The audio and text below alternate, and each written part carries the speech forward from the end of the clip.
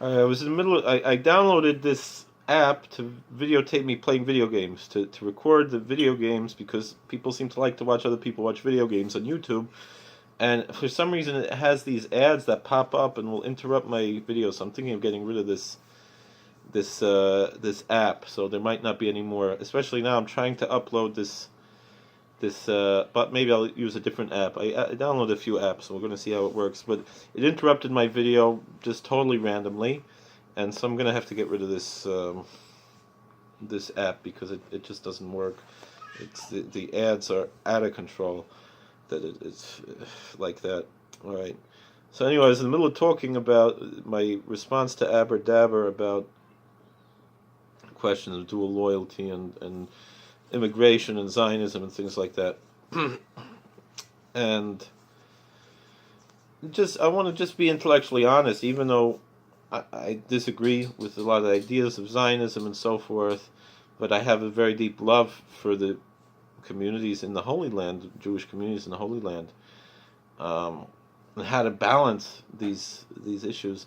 And I was saying that I think some of the things that he's echoing, which I don't think he probably doesn't believe, he's probably looking for answers. Just to be intellectually honest, as much as I disagree with liberal Jews and so forth, just still to be intellectually honest about what it means. Most liberal Jews don't have plans to go run to Israel when quote unquote when things go bad. They don't think things are going to go bad. They really believe that the ones who think they can run to Israel probably are not supporting. My big point is that Judaism is not the Jewish people are not united.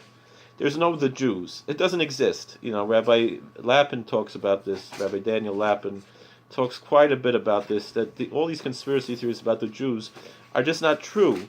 There are no the Jews.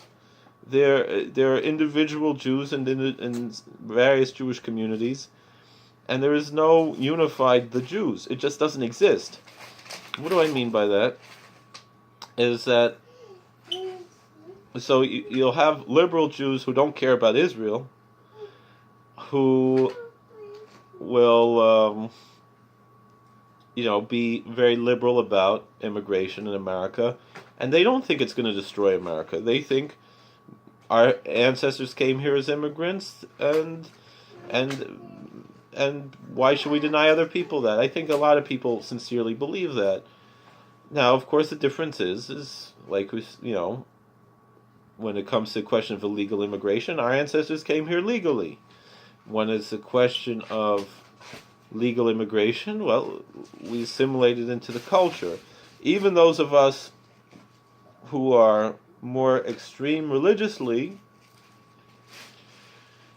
still to a certain extent assimilate into the American culture. Doesn't mean,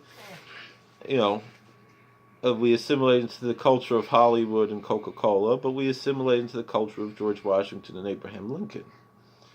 And that we did assimilate into. And so we don't ask, I don't expect, Muslim immigrants to convert to Christianity. I applaud them for praying 5 times a day and having their religious devotions and keeping halal and things like that.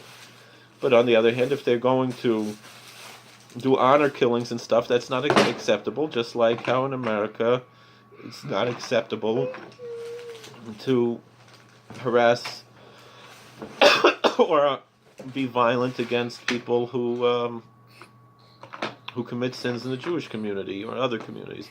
It's illegal and you're not allowed to do it. So I don't believe that the Sharia courts should be closed down any more than the Jewish Batei Din or the courts of Catholic canon law should be shut down. The tribunals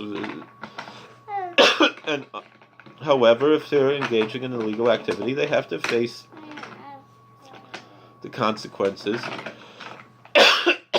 of breaking the law. And usually, if someone engages in that, they're aware of that, and make the calculation of whether it's worthwhile for them to do that or not. And if they're hurting someone else, then they have to be stopped. If they're doing honor killings or they have to be stopped. No, I don't know how much of these things are true. I think certain things are exaggerated, and maybe there are crazy people who use religion as an excuse. This is one thing I used to speak in the college often, and the professor would always say that, people say, "Oh, religion is the cause of all these wars," and the answer is no. Religion doesn't cause the wars. People cause the wars, and they use religion as an excuse. And so too, if someone wants to be a criminal, sometimes they'll hide behind religion, but it's not really an excuse. And other people will be awakened by religion to abandon crime. There's all different people who have different approaches. Now, on the other hand, the Jews who probably are worried and like kind of have a bag packed to go run to Israel when things go bad, I don't think they do support liberal immigration ideas in America. Even many of the Zionists who have kind of a dual loyalty, quote unquote, who are religious Zionists, also tend to be very pro-America and love American culture, be very pro-Christian, and be very very right-wing. So it's not really... and then you have the anti-Zionists who have a different approach, which I discussed in the last video. But also the anti-Zionists usually tend to be more right-wing. Meaning that's the other thing about the anti-Zionists, all these things. Meaning, in America, many, the liberal, quote-unquote, anti-Zionists who are politically motivated obviously oppose Donald Trump because he's very pro-Israel. Whereas the Satmar community, I think by and large, voted for Donald Trump, despite his being pro-Israel, and maybe even because he's pro-Israel. Because, the story goes that the Satmar Rebbe says that a Gentile who is pro-Israel is most likely not an anti-Semite. You can't, you can't,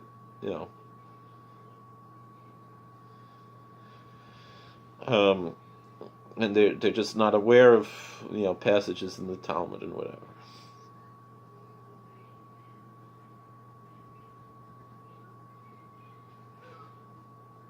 So basically, that's my answer to this. The fact that the anti-Zionist, ultra-Orthodox Jewish communities in America tend to be patriotic Americans and do not have dual loyalties, I'm kind of dividing, when I talk about being patriotic Americans and having dual loyalties, in a way it's two different groups.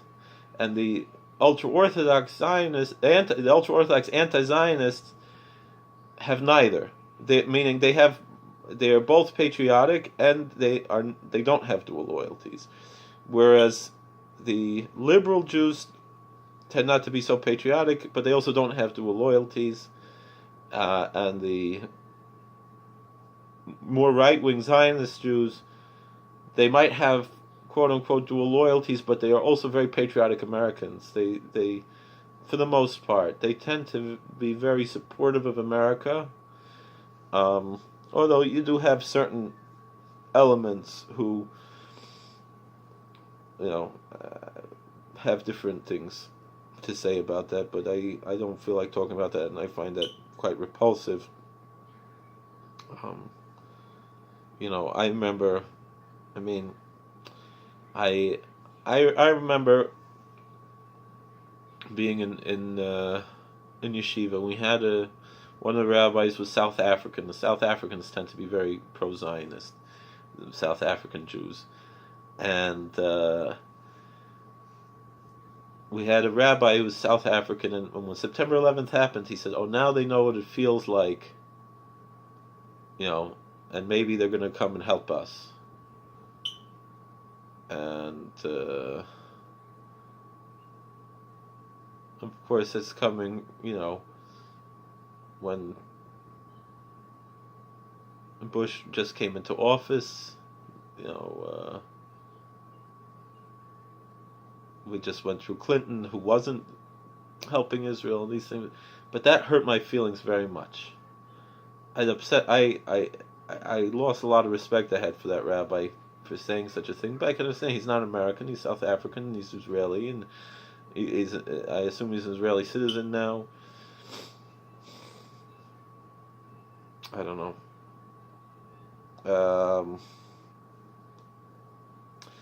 It really upset me though that he said that. But all in all, I don't think there's really the correlation that Abber Dabber is making here.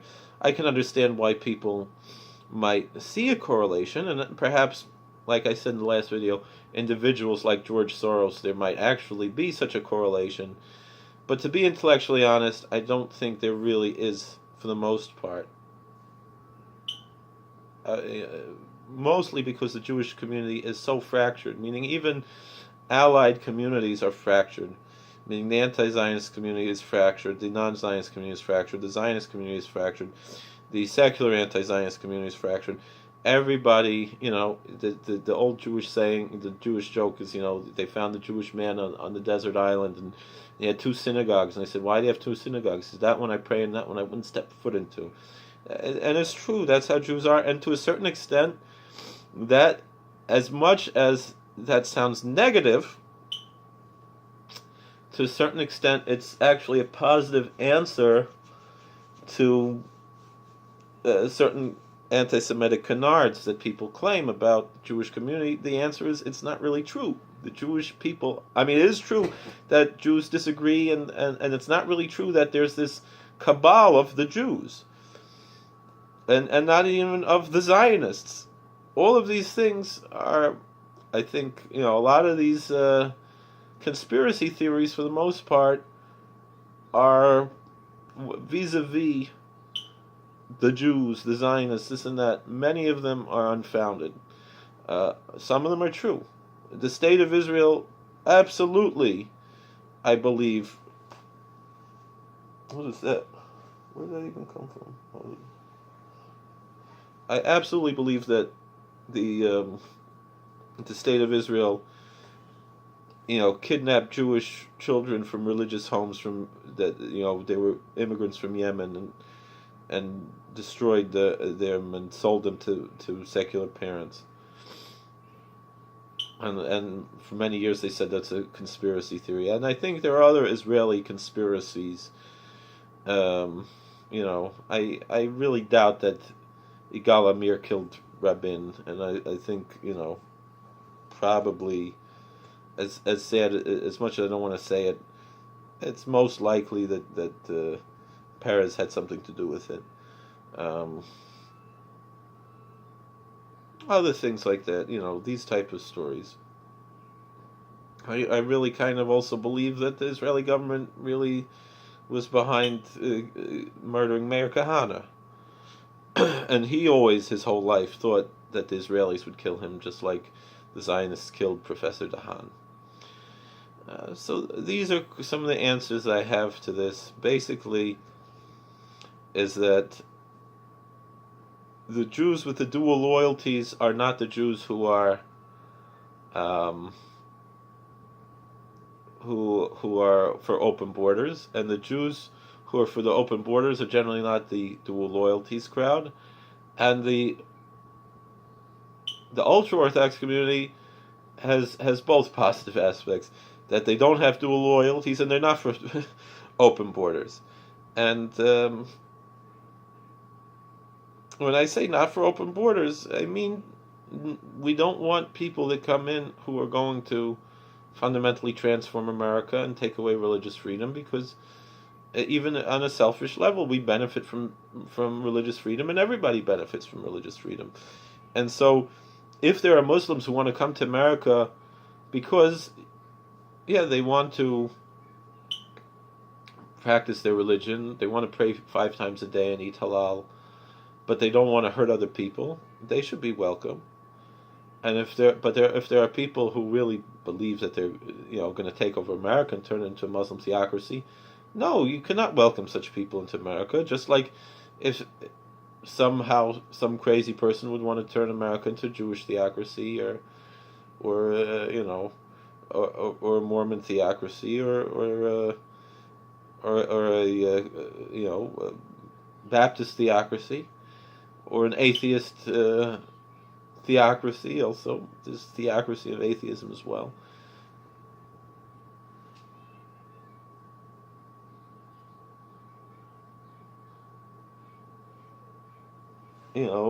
They would be seen as an enemy of the state if they want to make a violent overthrow of the country. Um,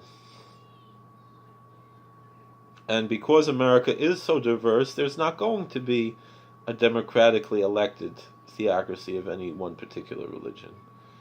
Um, and I think many liberals are afraid that Christians are going to try to do that, but that's also out of ignorance because there is no plan.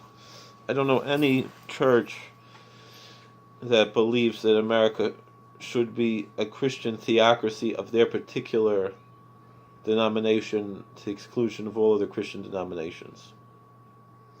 And because Christianity is also thankfully so fragmented, that's the ignorance that many liberals, who are not Christians, or have about Christianity. The story goes that Rabbi Daniel Lapin was sitting with a woman who was a principal or a superintendent of a school in New York City, and she asked him, "How can you support Pat Robertson? He wants the Pope to be in charge of everything in America." And I was like, "What are you saying? Don't you know the difference between Catholic and Protestant? You're an educator, and you don't even know the difference between Catholic and Protestant, you know?" And there's ignorance there, and it's not going to happen. We had a Catholic president and the Pope didn't take over. And maybe the Pope should have been more involved in Kennedy's life. Things would have been a lot different. So,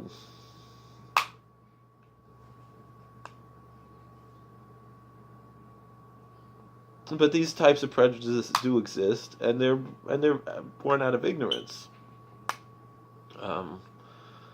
But I think that's the intellectually honest answer that I have to address this question. But what I like about the Hasidic community is that, we're not for the open borders, and we don't have dual loyalties. Whereas others who might have some question of dual loyalties are not for open borders, and many who are for open borders, they don't have the issue of dual loyalties, and that's part of the beauty of the diversity of America, and part of the beauty of diversity of the Jewish communities is that there is diversity, and I'm all for it. I don't have a problem with diversity. I welcome it because it makes the world a much more interesting place. However, and I do believe there should be a certain extent welcoming refugees, but not if they're going to be a threat to the country. Meaning, it's like President Trump said, Americans are dreamers too, and so yes, we can provide a path to citizenship for 1.5 million illegal immigrants if they are worthy, if they prove themselves to be worthy of such. But if they're going to destroy America, if they're criminals, kick them out, and or put them in prison, just like if an American-born criminal.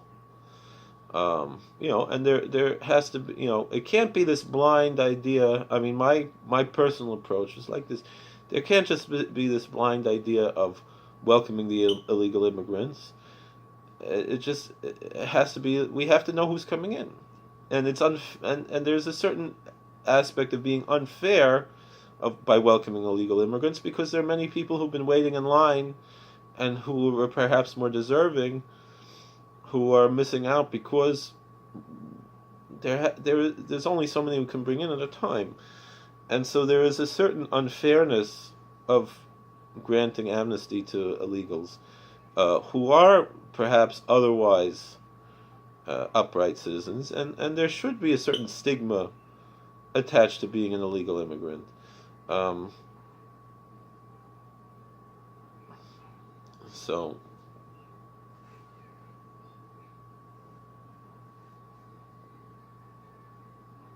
these are my 2 cents. I haven't eaten anything all day today, and I already made 50 minutes of videos, and I kind of want to make a few Daf Yomi videos today. But I just wanted to answer these questions to Abber Dabber. I hope this answers your question. And I think that's, the main answer to so many issues of anti-Semitism is that the Jewish communities are not... I don't even like to talk about the Jewish community as much as the Jewish communities.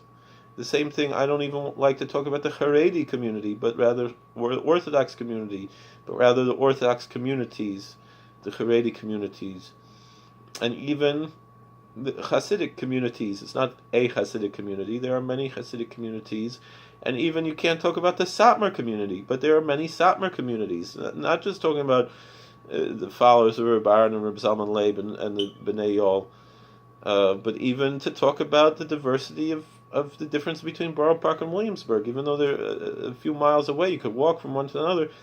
But, Reb Zalman Leib's Hasidim in Williamsburg are different than Reb Zalman Leib's Hasidim in Borough Park, and Reb Aaron's Hasidim in Williamsburg are different than Reb Aaron's Hasidim in Borough Park. There's a diversity of communities even within single communities, culturally and so forth. And that's fine. It's beautiful. That's what makes the world an interesting place to live in. And so I thank you for your question. It's a very thought-provoking question. And thank you for watching. God bless. Please like, share, and subscribe and comment. And let's continue the conversation. Thank you.